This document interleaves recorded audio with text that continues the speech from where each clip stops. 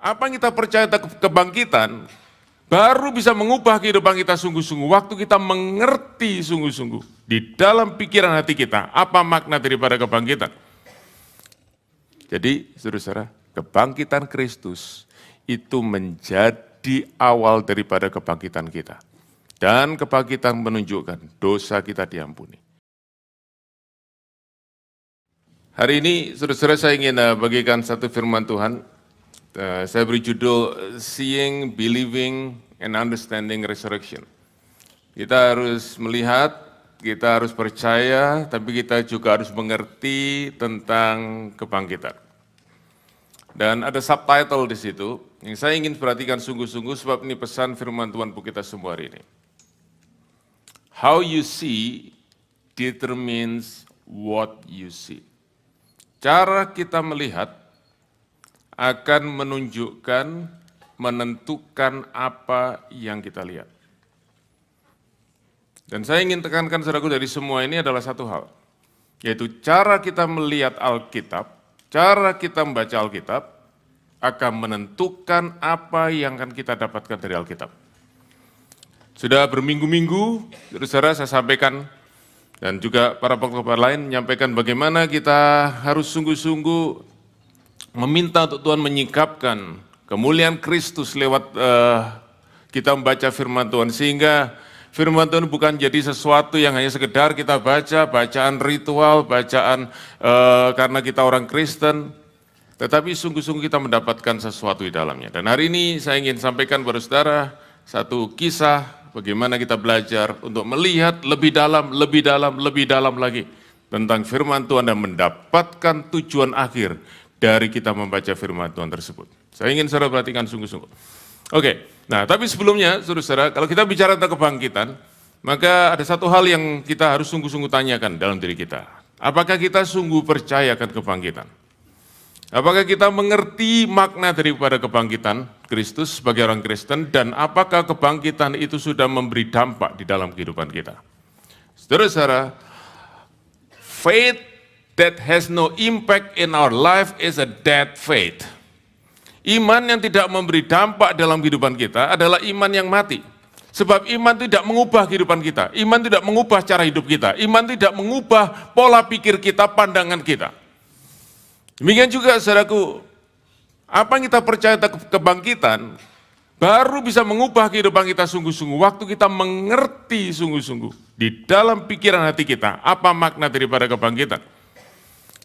Dan saya, saudara-saudara, kalau hari ini saya bertanya kepada saudara, berapa banyak saudara yang percaya akan kebangkitan, saya yakin hampir semua saudara angkat tangan, oke? Kalau saudara, kecuali tangan saudara agak pegel hari ini. Gitu.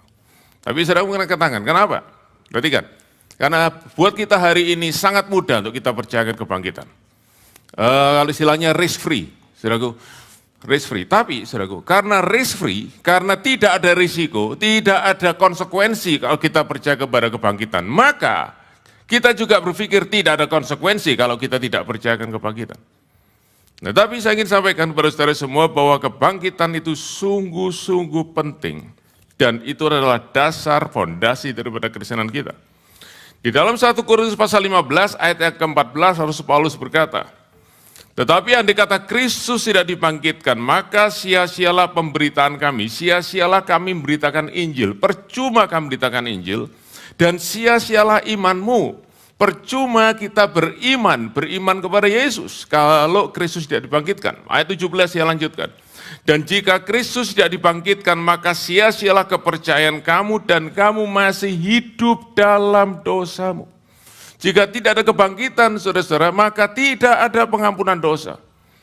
Saudara mungkin berkata, loh, tetapi kan hari Jumat kita sudah lihat sama-sama bahwa karena Yesus sudah mati di atas kayu salib, maka dosa kita diampuni. Benar. Tapi tolong saudara perhatikan, sebentar saya akan tunjukkan kepada saudara-saudara, supaya saudara ngerti benar-benar kebangkitan, kebangkitan Kristus, dua hal yang tidak bisa dipisahkan. Oke? Tidak mungkin ada kebangkitan kalau tidak ada kematian. Tetapi kematian tanpa kebangkitan, saudara-saudara, adalah suatu yang sangat-sangat tragis, suatu yang sangat sia-sia. Di dalam ayat yang, kalau saudara bisa buka sekarang, di dalam ayat yang 1 Korintus pasal 15, kita baca di dalam ayat yang ke 23, oke? Tetapi kita baca mulai 22, nanti kita akan baca 23 sama-sama. Oke, saya akan bacakan ayat 22, 1 Korintus 15. Karena sama seperti semua orang mati dalam persekutuan dengan Adam, demikian pula akan dihidupkan kembali dalam persekutuan dengan Kristus. Saudara, apa yang Paulus masukkan di sini? Sangat sederhana. Dia berkata begini, kita semua ini adalah keturunan daripada Adam. Dan karena Adam itu sudah jatuh dalam dosa, maka kita semua lahir di dalam dosa. Roma pasal 3, 23 berkata, semua orang telah berbuat dosa dan kehilangan kemuliaan Allah. Dan upah dosa ialah maut. Roma 6:23. Mengapa? Sebab itu yang diwarisi oleh Adam dan diwariskan kepada kita semua. Waktu itu Adam dan Hawa ada di Taman Eden, Tuhan berkata kepada Adam dan Hawa, semua buah dari pohon di taman ini boleh kamu makan, tapi satu ini jangan kamu makan. Yaitu buah dari pohon pengetahuan baik dan jahat. Sebab pada hari engkau memakannya, engkau akan... Sekali lagi, engkau akan? Oke.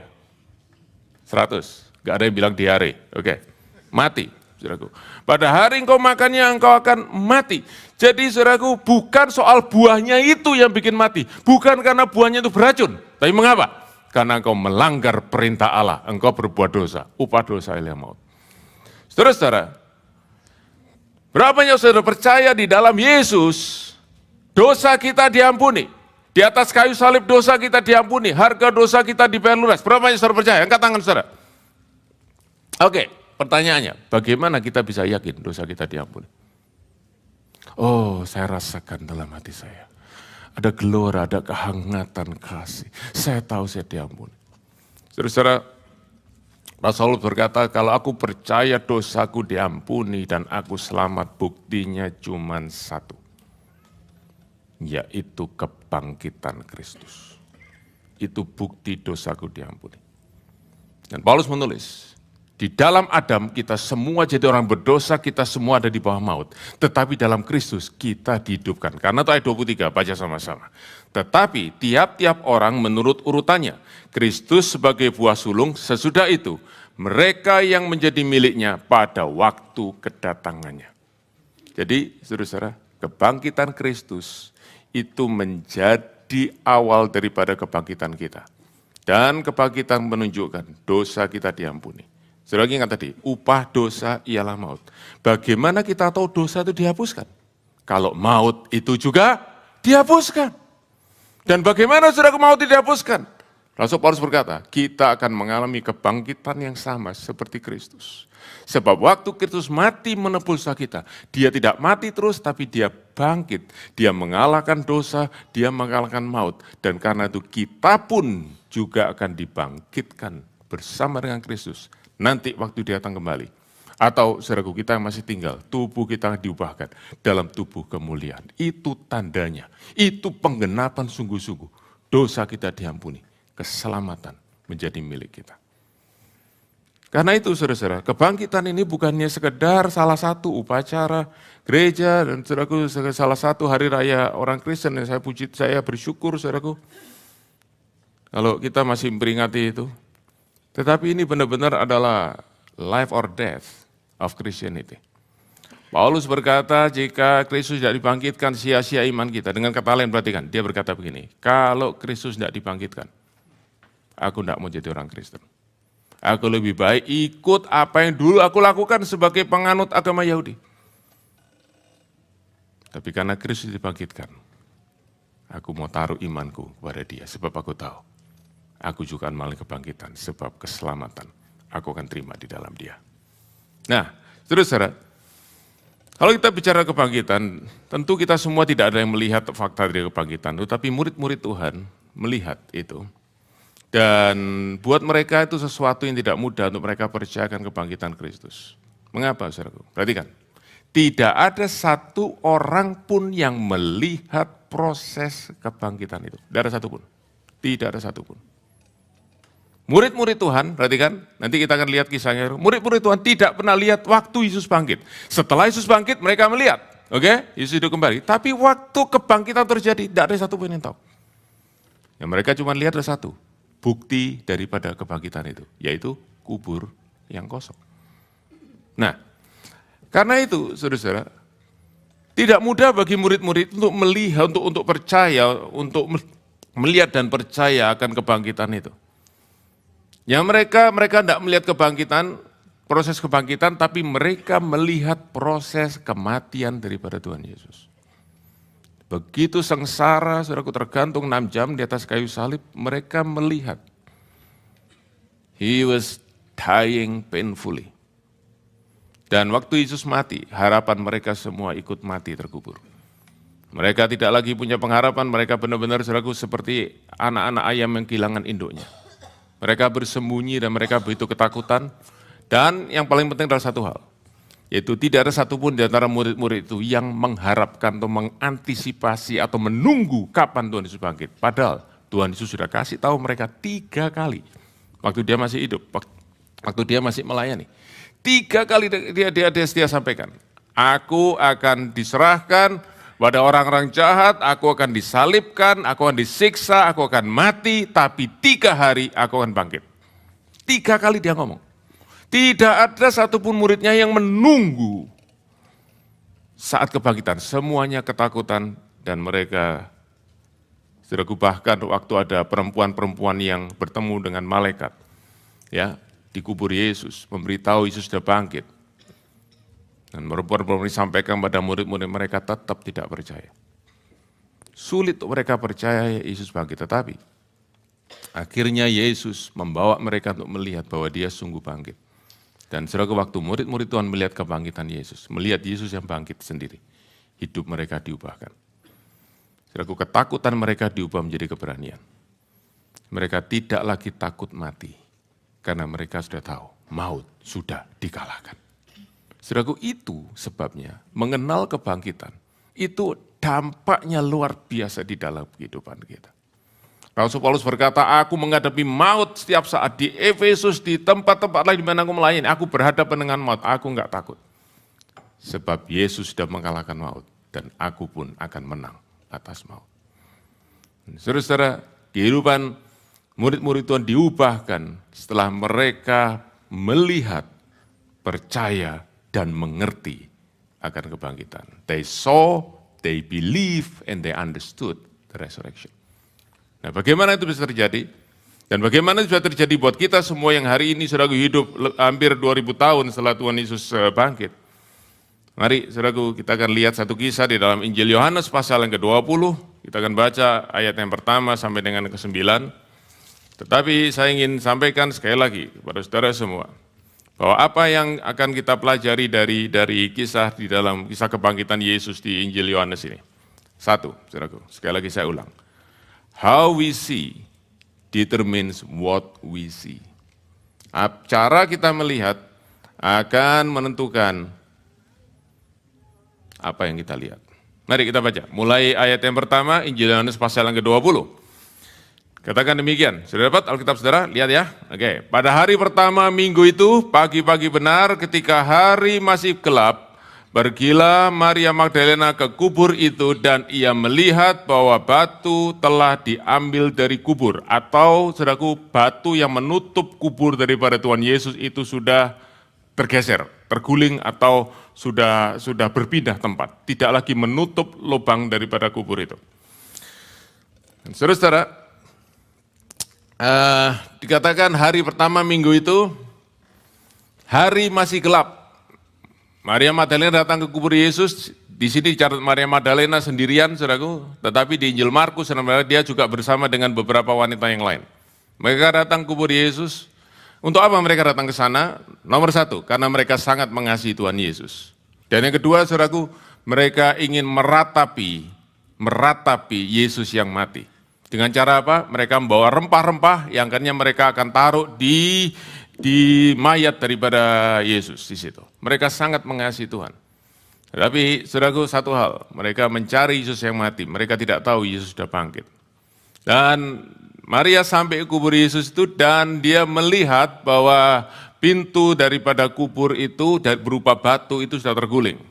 Maria tidak tahu apa yang terjadi, saudara-saudara, tapi kalau saudara baca di dalam Injil Matius pasal ke-28, saudara bisa tahu bahwa pagi-pagi itu, waktu hari masih gelap, saudaraku, tiba-tiba ada malaikat turun dan terjadi gempa bumi dan malaikat, saudaraku, turun menggeser pintu daripada kubur itu. Oke? Pada waktu kebangkitan Tuhan Yesus. Ya. Kenapa, saudaraku, pintu kuburnya dibuka? Supaya Yesus bisa keluar dari kubur itu. Amin? Oke, tunggu saja nanti. Ya, saudaraku ya. Oke, enggak apa-apa, saudaraku, enggak apa-apa. Itu sebabnya, terutama kalau dengan saya, saudaraku, saudara mesti pikir dulu, dia ngomong apa ya. Baru saudara jawab amin, oke? Alright. Oke, nanti kita akan lihat, saudaraku, mengapa pintu kubur dibuka. Alright. Nah, di situ dikatakan Maria melihat bahwa batu yang menutup pintu kubur itu sudah terguling. Jadi kelihatan, saudaraku, lubang daripada kubur terbuka. Dan Maria melihat, dan saudaraku, saya percaya dia melihat dari jauh. Nah, kata melihat di sini yang pertama, perhatikan, saudaraku, perhatikan tadi sampaikan apa? The way we see determine what we see. How we see determine what we see. Dia melihat, saudaraku, pakai kata blepe dari bahasa Yunani. Artinya melihat satu objek secara sepintas. Ya, oke. Lihat, oh ya, gitu ya. Oke. Saudara lihat di situ, ada tanda exit, oke, emergency, oke. Sudah lihat semua? Oke, sekarang lihat saya lagi. Ya, sudah cukup. Nah, itu blepe. Dia melihat sepintas, oh ya, gitu. Oke. Nah, terus saudara perhatikan. Di dalam setiap observasi yang kita lakukan dalam hidup ini, waktu kita melihat dan kita ada interest dengan objek kita lihat, maka kita akan mulai memberikan interpretasi akan apa yang kita lihat. Dan kita lihat ayat kedua, apa yang dikatakan Maria? Ia berlari-lari mendapatkan Simon Petrus, jadi setelah Maria yang lihat, saudaraku, dari jauh kubur, pintu batu yang menutup kubur itu terguling, dia lari mendapatkan Simon Petrus dan murid yang lain dikasih Yesus. Itu adalah Yohanes yang menulis surat ini, menulis Injil ini, dan berkata kepada mereka, apa? Tuhan telah diambil orang dari kuburnya dan kami tidak tahu di mana ia diletakkan. Dia langsung mengambil kesimpulan, saudara-saudara, mayat Tuhan Yesus dicuri orang. Dia belum lihat ke dalam loh. Dia belum cek loh. Apa mayatnya masih ada belum? Belum. Dia baru dari jauh dia lihat dia sudah ambil kesimpulan. Saudara tahu kesimpulannya salah, betul? Betul, mayat Yesus tidak dicuri orang. Yesus bangkit dari kematian. Setuju? Nah, apa pelajarannya? Perhatikan baik-baik. Lihat dari jauh, langsung ambil kesimpulan, kesimpulanmu bisa salah. Kamu baca Alkitab cuma lihat dari jauh, bukan lihat dari jauh begini, bukan, saudaraku. Engkau baca sembarangan, engkau bisa salah ambil kesimpulan, dengar baik-baik. Ya, dan saya bisa tunjukkan kepada saudara kalau saudara mau, contoh-contoh yang begitu banyak. Oke? Baik-baik. Dan kenapa Maria tiba-tiba bisa berpikir, ada orang yang mencuri mayat Yesus. Nah, sedikit saudaraku, konteks, exegesis, what happened during that time. Di zaman itu, saudara-saudara, sering kali terjadi namanya pembongkaran kuburan. Ya, jadi itu bukan penemuan abad 20 loh. Saudaraku, abad pertama, saudaraku, sudah terjadi itu, kuburan dibongkar. Terutama apa, saudaraku? Kuburan orang-orang kaya. Dibongkar. Kenapa, saudaraku? Mereka percaya di dalam kubur itu ada barang-barang mereka dimasukkan. Mereka, saudaraku, banyak sekali, sampai kaisar yang pada waktu itu berkuasa namanya Kaisar Claudius mengeluarkan peraturan sangat keras. Siapa yang ketangkep bongkar kubur orang lain dihukum mati. Oke? Tapi tetap saja saudaraku itu marak itu namanya pembongkaran kuburan. Dan Maria saudaraku lihat tuh dia langsung ambil kesimpulan. Ini pasti yang sering terjadi, lagi-lagi terjadi, sudah sering terdengar kabar, oh kuburnya si Anu dibongkar, oh kuburnya si Anu dibongkar. Dia berkata, ini kubur Tuhan Yesus juga pasti dibongkar. Saudara-saudara, melihat dari jauh, interpretasi kita sesuai dengan public opinion, sesuai dengan apa yang terjadi sehari-hari. Dan bahaya sekali saudara kalau kita menafsirkan firman Tuhan, kita melihat firman Tuhan, kita pikir, oh artinya pasti begini. Seperti yang masyarakat kebanyakan bilang. It's very, very dangerous. Oke? Nah, tapi yang baik apa? Dia cerita kepada Petrus dan Yohanes. Lalu saudaraku kita baca ayat yang ketiga. Maka berangkatlah Petrus dan murid yang lain ke kubur itu. Keduanya berlari bersama-sama, tetapi murid yang lain itu berlari lebih cepat daripada Petrus sehingga lebih dahulu sampai di kubur. Saudaraku saya tidak bisa mengeksekusi ayat ini karena saya tidak tahu mengapa Yohanes harus ngasih tahu bahwa dia lari lebih cepat. Mungkin dia ingin menunjukkan dia lebih mudah daripada Yohanes, daripada Petrus, saudaraku saya tidak tahu. Lain waktu, saudaraku ya, saya coba cari maknanya apa. Sebab pasti, saudaraku, ada yang Roh Kudus ilhamkan. Kenapa sampai ditulis itu? Tetapi, saudaraku, sampai di situ, lalu, jadi Yohanes sampai duluan. Perhatikan sekarang, baca ayat 5, baca ayat 5. Iya siapa? Yohanes ya, menjenguk ke dalam mana? Kubur. Jadi dia tidak cuma lihat dari jauh, dia sampai di pintu daripada kubur itu, di pintu lubang daripada kubur itu. Ia menjenguk ke dalam dan melihat kain kapan terletak di tanah. Akan tetapi ia tidak masuk ke dalam. Nah, sudah lebih baik daripada Maria, tidak cuma lihat dari jauh, tapi dia mendekat, ngintip daripada lubang kubur itu, lalu saudaraku dia melihat. Nah, kata melihatnya sama saudaraku, pakai kata blepei. Jadi lihat, oh ada kain kafan saudaraku ya di situ. Oke. Sudah lebih baik daripada Maria, tetapi saudara tidak cukup baik karena lalu so what? Pintu kubur terbuka, ada kain kafan di situ, so what?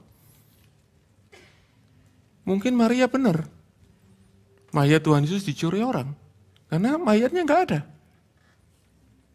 Saudara, nanti kan, lihat dari dekat sudah lebih baik daripada lihat dari jauh, tapi lihat dari dekat cuma ngintip dari luar, saudaraku, tidak cukup baik.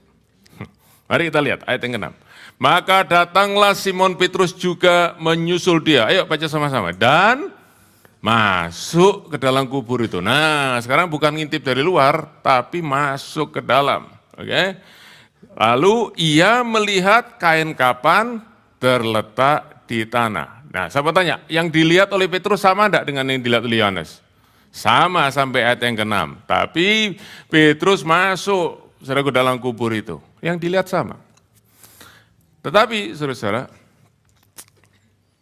Petrus tidak hanya melihat seperti dengan sepintas. Sebab kata kata melihat di sini, yang dipakai bukan lagi blepei, tapi teori.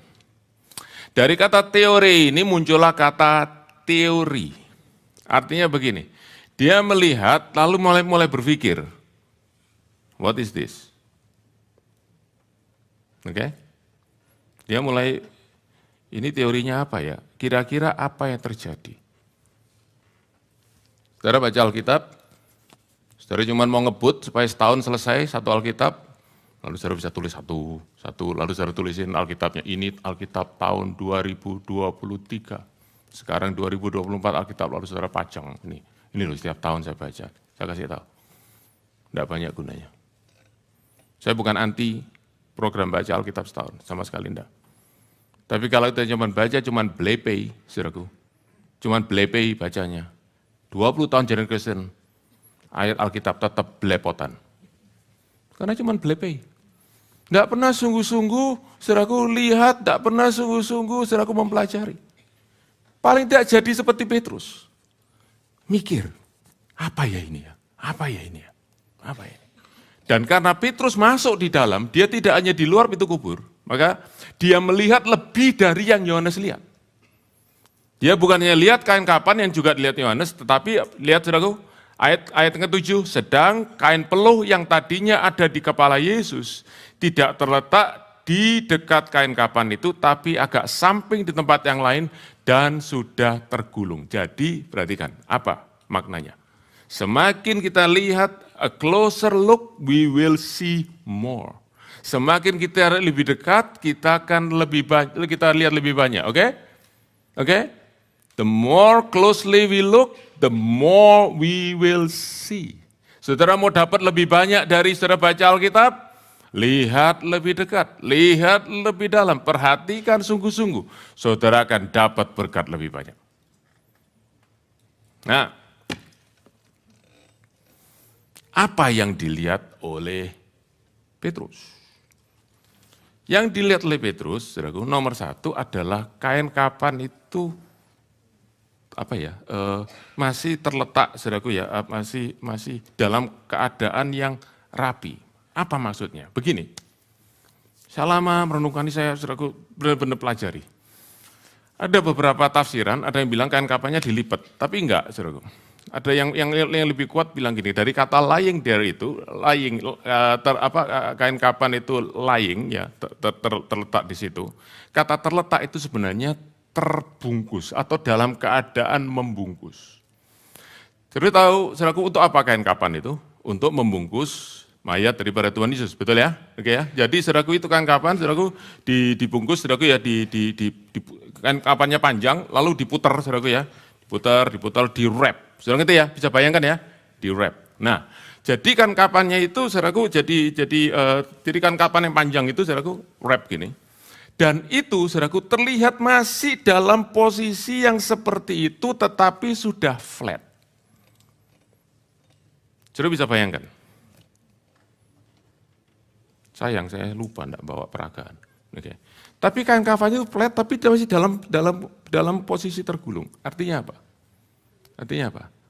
Artinya tubuh Yesus keluar dari kain kafan itu. Saudaraku, keluar daripada kain kafan itu. Dia keluarnya bukan seperti Superman, no. Wah, buka es keluar gitu. Enggak. Dia keluar dari situ. Oke, artinya dia bisa menembus, saudaraku, kain kapan itu, sehingga kain kapan itu seperti ban kempes. Sudah ngerti sekarang ya? Seperti ban kempes. Jadi Petrus ngelihat, Yohanes juga ngelihat, tapi Petrus ngelihat lebih detail, saudaraku. Noh, seperti ini. Artinya apa? Artinya tidak mungkin mayat Tuhan Yesus dicuri orang. Masa orang nyuri atau dibongkar mayatnya, habis itu dirapikan kembali, digulung. Ya enggak mungkin, toh, buat apa?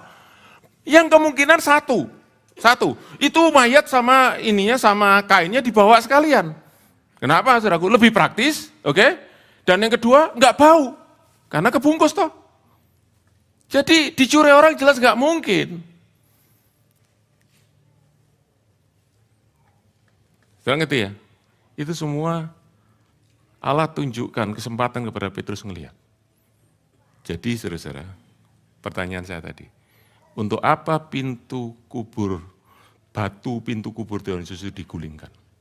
Bukan supaya Tuhan Yesus keluar. Tuhan Yesus tidak perlu digulingkan batunya, dia bisa keluar, dia bisa masuk ke ruangan yang tertutup rapat. Setuju? Tapi kenapa batu itu digulingkan? Supaya murid Tuhan bisa masuk dan lihat, dia tidak ada di situ, dia sudah bangkit. Nah, saudara mau lihat lebih dalam dan dapat berkat lebih dalam, lihat seperti Petrus. Dan satu lagi yang dilihat, saudaraku, apa? Itu dikatakan kain peluh ya, face cloth, yang menutup wajah Tuhan Yesus. Itu, saudaraku, sudah tidak ada, gini, kalau saudara lihat tubuh manusia kan ini badan, ini kepala gitu ya. Nah, badan Tuhan Yesus, saudaraku, dibungkus dengan kain kapan itu, lalu mukanya ditutupi dengan itu namanya kain peluh itu. Gitu. Nah, kalau badan Tuhan Yesus keluar, seret, maka kain peluhnya mesti juga plek ada di depan kain kafannya itu, betul ya. Tapi nyata enggak. Itu kain kafannya itu dilipat. Jadi, saudara-saudara, kemungkinan besar waktu Tuhan Yesus keluar, Tuhan Yesus bangkit dengan tubuh kemuliaan, dia tidak langsung keluar dari kubur itu, dia ambil itu kain peluh itu, lalu dia lipat, dia taruh. Untuk menunjukkan dia benar-benar sudah bangkit. Berapa banyak ibu-ibu punya anak kecil di sini? Remaja atau anak kecil, tolong angkat tangan. Hei, tolong angkat tangan. Oke. Bagaimana saudara bisa mengajar tentang cerita kebangkitan kepada anak-anak saudara? Dengar baik-baik. Ini ceritanya. Kids, even Jesus made up his linen before he came out of the tomb. So, you must make up your bed before you leave your room. Itu, saudaraku, itu. Tuhan Yesus saja masih lipat, saudaraku ya, kain peluhnya itu baru dia keluar, saudaraku. Kamu juga ya rapikan dulu baru kamu keluar dari kamar. Oke? Nah, saudara mau ngajarin. Tetapi, saudaraku, gini. Dari situ semua, menunjukkan satu hal, yaitu tidak mungkin ada pencuri. Dan tidak mungkin ini orang yang teori yang kedua, saudaraku, yang berkata Tuhan Yesus itu cuman sekarat, dia nggak mati. Tiba-tiba dia sadar, dia bangun, ya dia keluar. Saudaraku, jelas nggak mungkin. Kalau dia keluar pasti itu morat-marit itu kain-kain penutup masih morat-marit bisa robek dan sebagainya. Tapi tidak ada mes, tidak ada, saudaraku, kekacauan, tidak ada porak-poran dari kubur itu, semuanya rapi. Petrus teori, dia berkata tidak mungkin ini dicuri. Tapi kalau enggak dicuri, terus apa yang terjadi? Dia tidak tahu. Dia berhenti sampai di situ. Tapi sudah lebih baik daripada Yohanes waktu pertama, dan sudah lebih baik daripada Maria yang langsung berkata, Tuhan dicuri orang. Ayat 8. Maka masuklah juga murid yang lain. Yohanes, tadi di luar, saudaraku. Sekarang dia ikut masuk ke dalam. Kenapa kira-kira? Dia pikir Petrus kok enggak keluar-keluar ya. Kayaknya ada sesuatu yang menarik di dalam ini. Jadi dia ikut masuk, saudaraku. Dia ikut kurios. Ya. Dia masuk dalam kubur itu.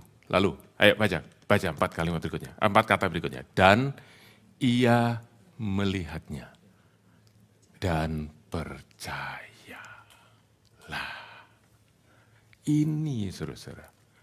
Ini yang harus kita cari. Ini yang kita cari kalau kita lihat firman Tuhan itu. Dan kata melihat yang dipakai oleh Yohanes di dalam ayat 8 itu bukan plepei, bukan teorei, tapi eiden yang juga dari asal katanya dari horau, yang artinya, saudaraku, adalah melihat dengan persepsi dan pengertian akan sesuatu yang signifikan. Dan dikatakan ia percaya, titik. Tidak dijelaskan percaya apa, tapi kita harus bisa tahu. Dia percaya apa? Yesus bangkit.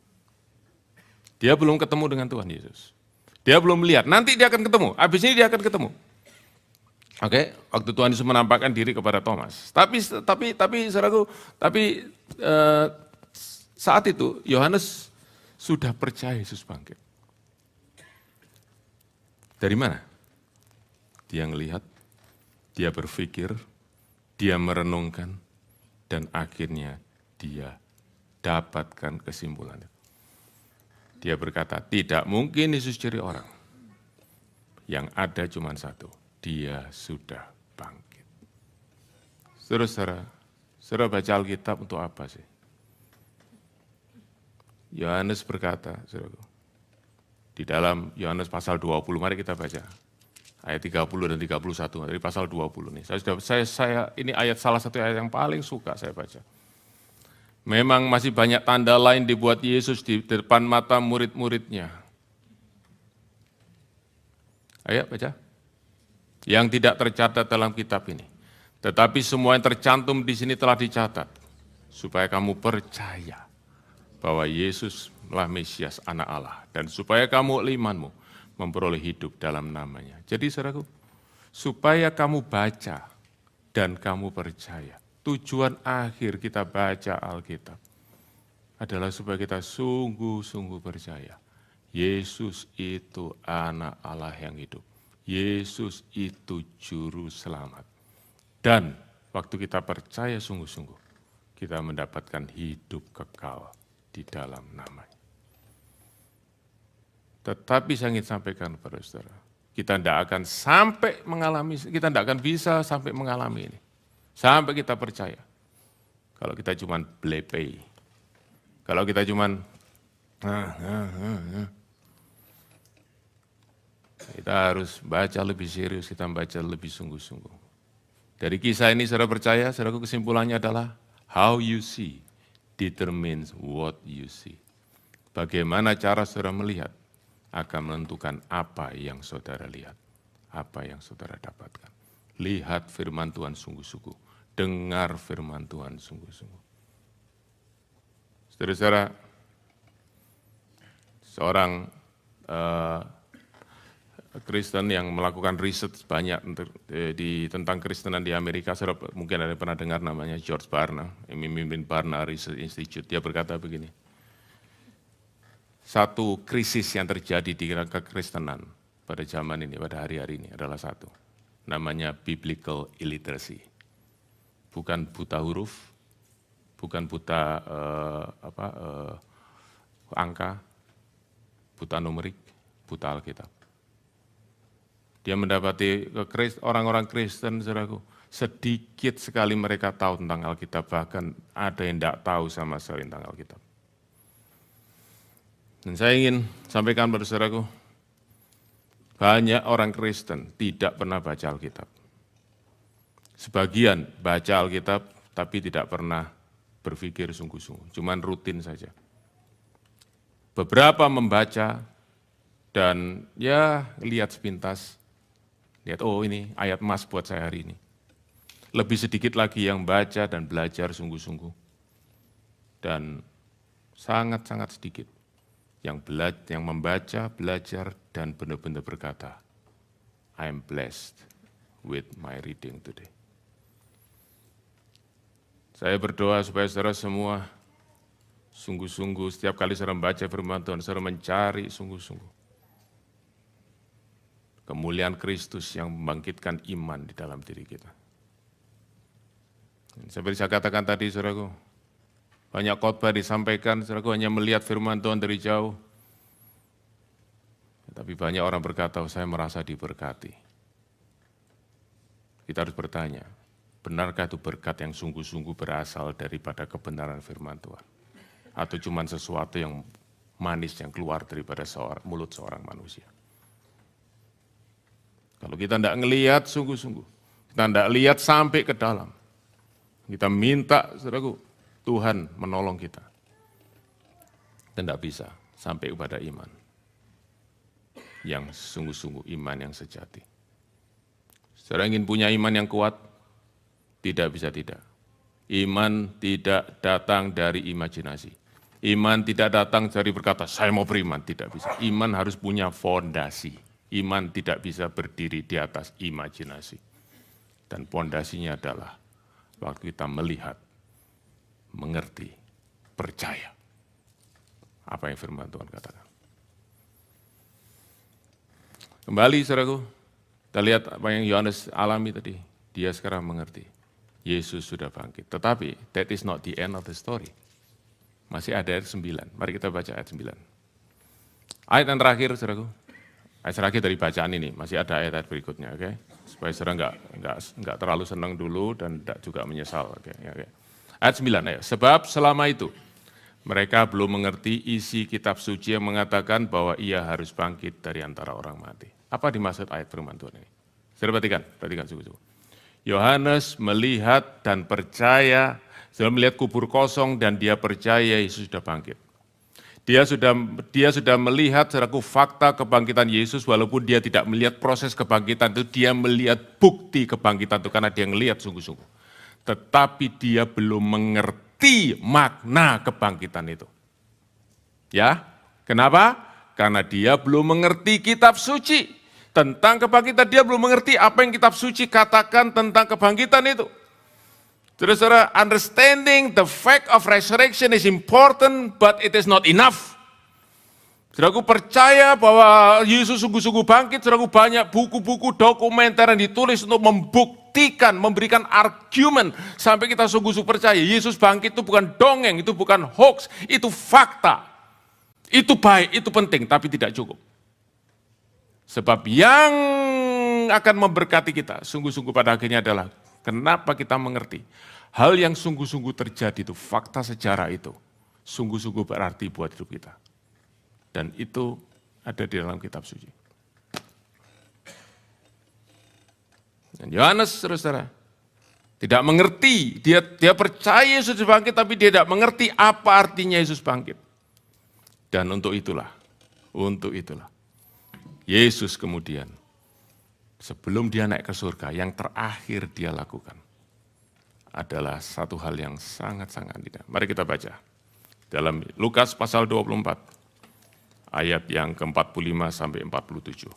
Lukas 24 ayat 45 sampai 47. Semua saudara, tolong buka Alkitab saudara, kita baca sama-sama. Lalu Yesus membuka pikiran mereka sehingga mereka mengerti kitab suci. Apa yang Yesus ingin jelaskan dari kitab suci? Ayat 46, katanya kepada mereka, ada tertulis demikian. Nah, tertulis di mana? Kitab suci. Mesias harus menderita dan bangkit dari antara orang mati pada hari yang ketiga. Saudaraku, saya tidak ada waktu untuk menunjukkan kepada saudara ayat-ayat mana dari Perjanjian Lama yang dikutip oleh Tuhan Yesus, saudaraku, tapi ada ayat Perjanjian Lama yang menjadi referensi daripada itu. Jadi saudaraku, kebangkitan Tuhan Yesus itu sudah disampaikan oleh nabi-nabi ratusan tahun sebelumnya.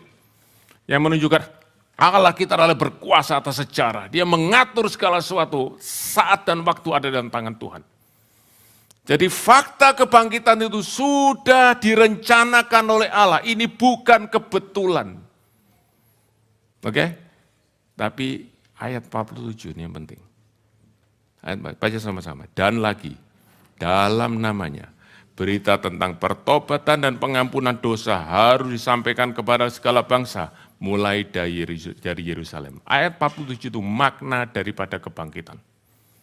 Sebab Yesus sudah bangkit, sekarang kamu beritakan pertobatan dan pengampunan dosa di dalam nama Yesus. Itu makna kebangkitan. Karena itu Tuhan Yesus berkata, Tuhan Yesus dengan kata lain dia berkata ini, kalau engkau beritakan Injil, engkau harus beritakan aku mati dan bangkit, dosamu diampuni, dan engkau mendapatkan hidup yang kekal. Itu namanya pemberitaan Injil. Harus ada kematian dan kebangkitan Yesus, sebab itu yang dikatakan oleh kitab suci. Saudara-saudara. Jangan saudaraku beritakan Injil dan berkata apapun yang jadi persoalanmu saat Yesus sanggup menolong. Yesus sanggup mengubah keadaanmu yang terpuruk menjadi terburuk. Oh salah saudaraku ya, kalau itu kan cuma dibalik P jadi B. Nah, terpuruk menjadi luar biasa. Enggak, Tuhan Yesus bisa mengubah engkau jadi ekor, jadi kepala dan lain sebagainya. Itu bukan Injil, itu bukan gospel. Gospel adalah Yesus, dia mati dan bangkit. Supaya dosamu diampuni. Engkau dibenarkan dan mendapat hidup yang kekal oleh imanmu dalam namanya. Itu Tuhan Yesus jelaskan, ini loh makna kebangkitan sekarang dimaksud oleh kitab suci. Haleluya. Karena itu saudara-saudara, Yesus berkata, beritakan Injil. Dia kan sebelum dia ke surga, dia berkata kan, pergilah beritakan Injil kepada segala makhluk kan. Injil itu isinya apa? Ya ini. Bahwa sesuai dengan kitab suci, Yesus sudah mati dan bangkit. Keselamatan tersedia buat kita yang percaya. Karena itu, kalau saudara perhatikan sungguh-sungguh, saudara bisa mengerti. Tahukah saudara, khotbah siapa yang tercatat pertama setelah Yesus naik ke surga? Siapa bisa jawab?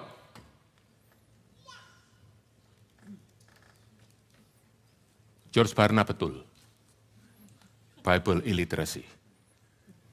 Oke, siapa? Masih bisa dong? Khotbah siapa? Petrus. Kapan? Hari Raya Pentakosta. Itu khotbah yang pertama disampaikan, saudaraku, kepada orang banyak. Nah, mari kita lihat. Perhatikan ya. Mari kita buka Kisah Rasul pasal 2. Ini sekarang yang terakhir benar-benar, saudaraku. Ini yang terakhir benar-benar.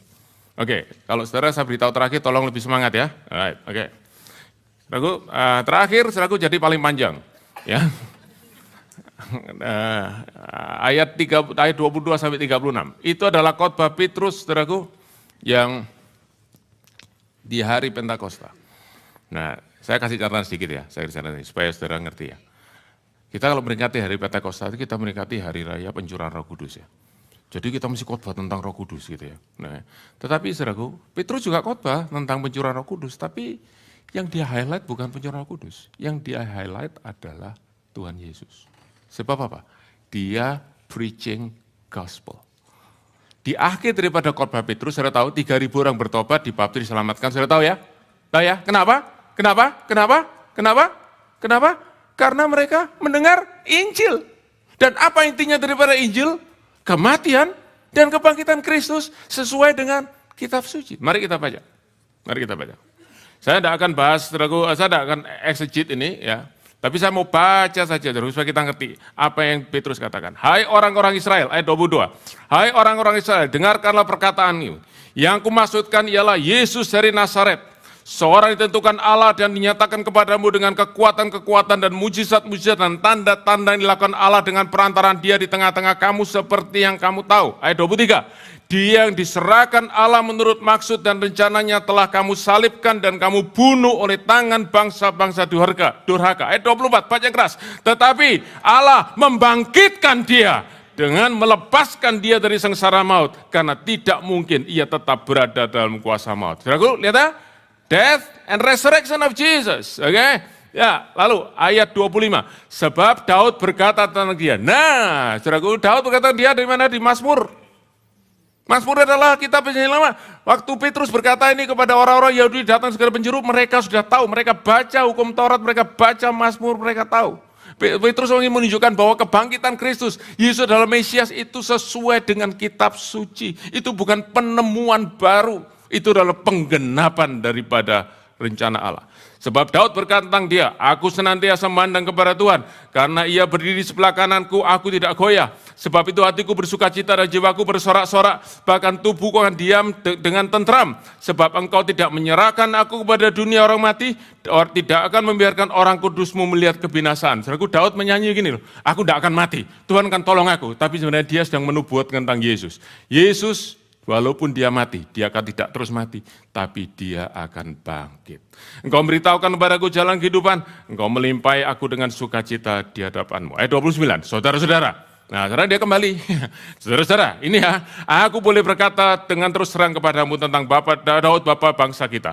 Ia telah mati dan dikubur dan kuburannya masih ada sampai hari ini. Berarti gini, Daud ini yang nulis ini, aku tidak akan mati, Allah akan tolong aku. Nah, buktinya dia mati.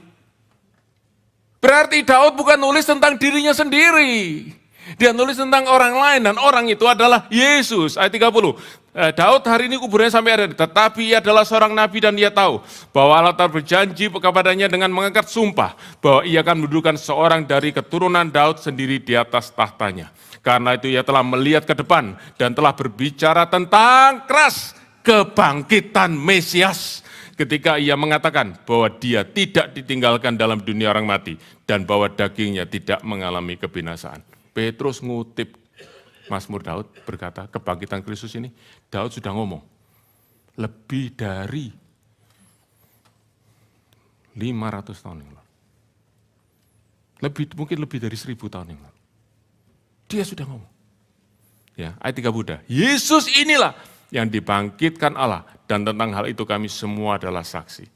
Dan sudah ia ditingkat oleh tangan kanan Allah dan menerima Roh Kudus yang dijanjikan itu, maka dicurahkannya apa yang kamu lihat dan dengar di sini. Ayat 34, sebab bukan Daud yang naik ke surga, malahan Daud sendiri berkata, Tuhan telah berfirman kepada Tuanku, duduklah di sebelah kananku sampai ku buat musuh-musuhmu menjadi tumpuan kakiku. Lagi-lagi dia kutip Mazmur lagi, saudaraku. Ini ya, Petrus benar-benar ngeh apa yang Tuhan ngomong. Sesuai kitab suci, sampaikan. Aku mati dan bangkit. Ayat 36 kesimpulannya. Jadi seluruh kaum Israel harus tahu dengan pasti bahwa telah membuat Yesus yang kamu salibkan itu menjadi Tuhan dan Kristus. Saya tambahkan karena Allah sudah membangkitkan dia dari antara orang mati. Saudara-saudara, itu yang saya sebut seeing, believing, understanding. Itu yang dialami oleh Yohanes. Dia dengar orang berkata, Tuhan dicuri orang. Dia lihat, is it? Temannya masuk, dia ikut masuk, dia lihat lagi. Terus kata, satu, tidak mungkin mayat dicuri orang. Dan yang kedua, aku percaya dia sudah bangkit. Tapi untuk apa dia bangkit? Berapa hari kemudian dia ketemu dengan Tuhan Yesus.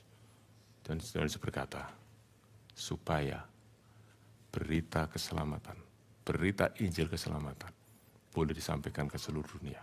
Sebab keselamatan sudah digenapi di dalam nama Yesus. Saudara-saudara, saya mau sampaikan 2 berita buat saudara hari ini. Yang pertama, saya minta, sungguh-sungguh minta kepada saudara semua. Maka saudara menjadi orang Kristen yang kuat imanmu. Mau? Menghadapi badai, menghadapi saudaraku tantangan dari arus dunia ini. Bagaimana kok iman bisa kuat sekali lagi? Kau tak bisa punya iman yang kuat dari imajinasi. Kau bisa punya iman yang kuat dari fondasi firman Tuhan. Pelajari sungguh-sungguh, dengar sungguh-sungguh firman Tuhan, renungkan. Dan yang kedua, kalau saudara hari ini datang, dan saudara hari ini belum sungguh-sungguh mengerti dan percaya tentang apa yang kita rayakan hari ini, yaitu kebangkitan Kristus. Hari ini, kenapa kita tidak datang kepada Dia? Dia berkata, Tuhan, aku sudah dengar berita kebangkitanmu. Engkau sungguh bangkit. Fakta engkau bangkit. It's a history. It's not a story. It's history, sejarah engkau bangkit. Tapi lebih daripada itu, aku tahu mengapa engkau bangkit. Supaya aku yang berdosa boleh diselamatkan. Saudara bisa datang kepada Yesus hari ini dan terima keselamatan itu buat kehidupan saudara. Haleluya.